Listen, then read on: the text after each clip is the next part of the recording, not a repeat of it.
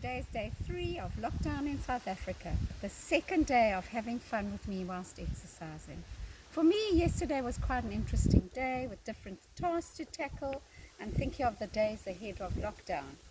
In fact, I was so excited about the challenges that I've set that I occupied my time trying to listen to different music. I was bouncing and jumping around to find the correct beats per minute.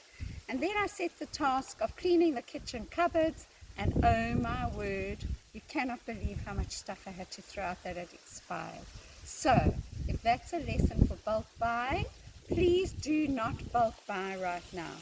We don't need all the stuff. Anyway, I've had an amazing response today to warm-up exercises, and that really was a taster for me to see if people were interested. And I've had this response has been so great, but I felt that before continuing, I have to set some guidelines. I know it's boring, but we just have to do it. Everybody has house rules. So these are mine, and they're actually for your own safety. So here it goes. Please, if you have any medical problems, please get advice from a doctor. If you've never exercised or have any of the following conditions, please check.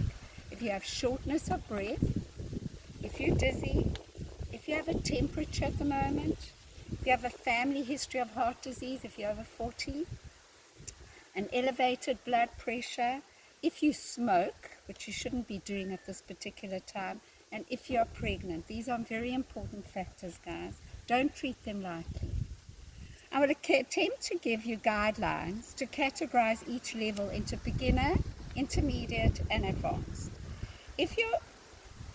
These categories are quite important because people think they're fit and strong, and they might be a top cyclist and they've never done any land-based exercise. They suddenly bounce around, do all the weight, and then they can't damn well move, and they step in, they think they've hurt themselves. They haven't. They're just being silly because each level and component of exercise is different. Weight training is different to cardiovascular. Stretching and yoga is different to cardiovascular. So treat each unit separately. And if you're a beginner, please start slowly.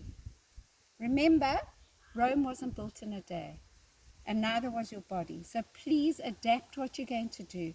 I will try and guide you and say only do 5 minutes or 10 minutes as a beginner, but everybody does the same warm-up. Your cardiovascular, a top athlete can do their cardiovascular for 45 minutes.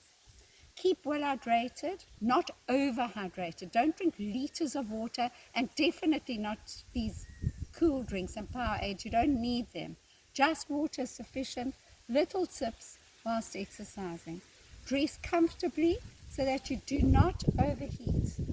If you're exercising indoors and there is insufficient ventilation, your inner temperature, your core temperature might elevate, and that's not a good thing. So keep all your windows and doors open while exercising. When doing your cardio section, please wear supportive shoes like mine, if you can see them. Can you see them? Just to prevent you having any impact on your feet. If you feel lightheaded or overheat, please stop your exercise.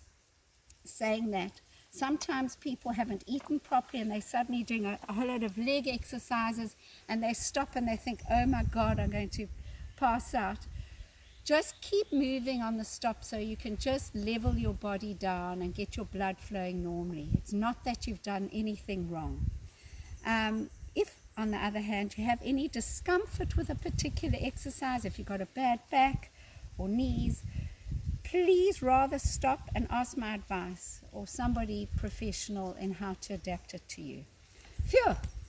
Now I've said my bit.